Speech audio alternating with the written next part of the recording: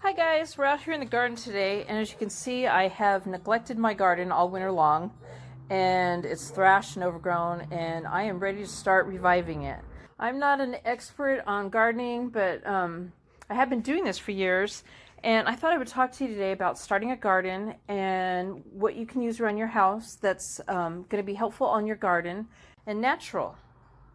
So excuse the noise, I have dogs barking and I have sirens going by. And what you guys don't know is I just had a hawk swoop down about 4 feet in front of me to try to catch another bird. So you should start off small. It's just a good idea not to overwhelm yourself and have that hard work and all that maintenance right up front. And then maybe work yourself up to a bigger garden each year. You should also find out what planting zone you live in so you know when and what to plant.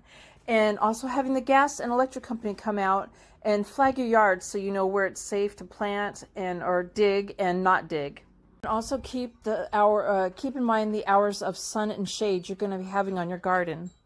So the ground's still cold where I'm at, but I'm going to start weeding and clearing my garden.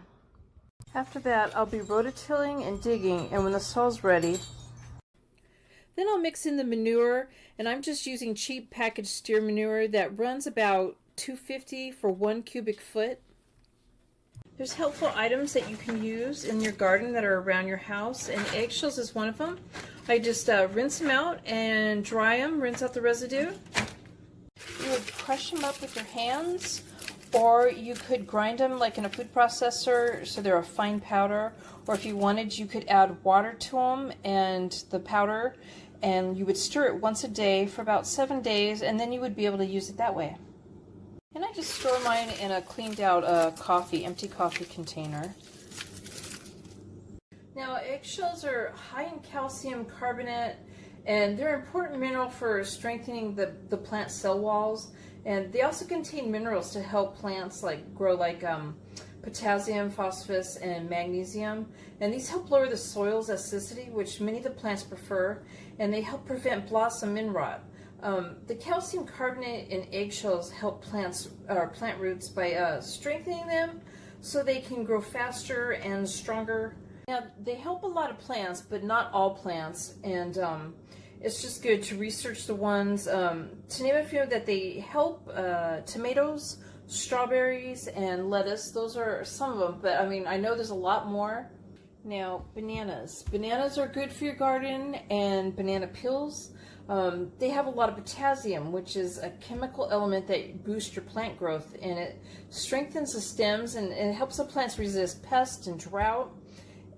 Roses are one of the plants that love bananas and banana peels, and what you could do with that is you could, when you plant your rose plant, you could dig a hole right next to the plant, and you would bury the banana into it or the banana peel, and then around the roses at the base, you'd put about 2 pills around there, and you would cover it with a layer of dirt or a layer of mulch, and you probably wouldn't have to do it again until the rose bush started like full bloom, was really in bloom. Then you could add another couple banana peels around the plant and cover them again. Tomatoes and peppers are 2 more that the bananas help, but house plants are not. Banana peels, they break down slow, so this could cause an odor and gnats, and it can mess with the bacteria balance in the soil of your house plant. So there's a lot more items that you could use, and like I said, you should research and make sure, because one item may be good for one plant, but it might not be good for another. And just so you know the amounts to put around or in the soil with the plant. Just to name a few, gelatin is good, green tea, Epsom salt, but you want to make sure that you get Epsom salt that does not have essential oils mixed in with it. Powdered milk, used coffee grounds. Now, I have used coffee grounds in here that I'm saving, and in a coffee thing, and after they were used, I put them on a paper plate and I dried them, and then I'm storing them back in here, and I'll label this so we don't think this is good coffee to use again. Now, I'll be sowing some of my seeds directly into the garden because they don't transplant well, and I'll also be using some starter plants, and then the others I will start in pots, and I'm just going to be using potting mix and containers. Now the containers I'm going to be using are from previous starter plants that I've purchased, and I just save them every time. I have tons of them, more than what you see here.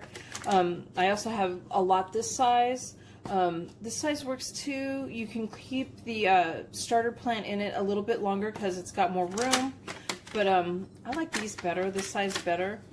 And instead of going out and purchasing, you know, a bunch of them, but when you're starting out, if you've never gotten plants before, definitely save these for next year. Now they do have the biodegradable ones.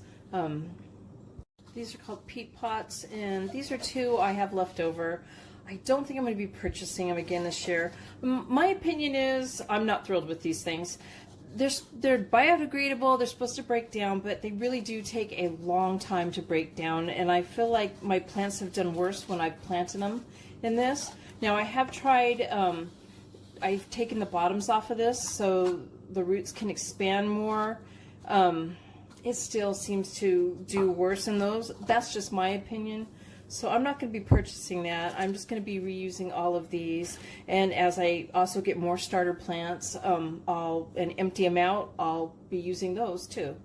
Now, I also keep a plant journal, and this is a really good idea. It helps you keep track of what you've planted, when you planted it, when the plants will be germinating, also what fertilizer you've used and how much of it you've used.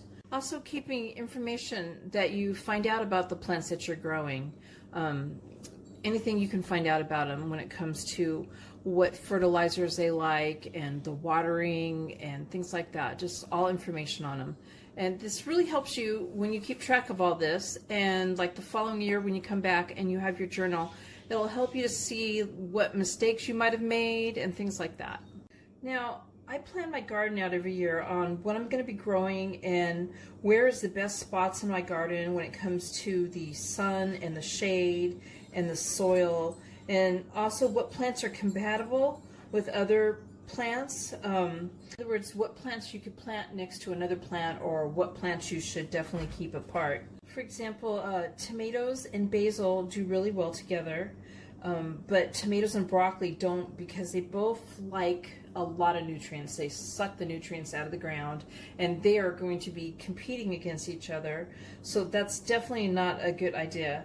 But something like broccoli and onions, they do well together. And in fact, the onions are kind of good at repelling bugs off of the broccoli.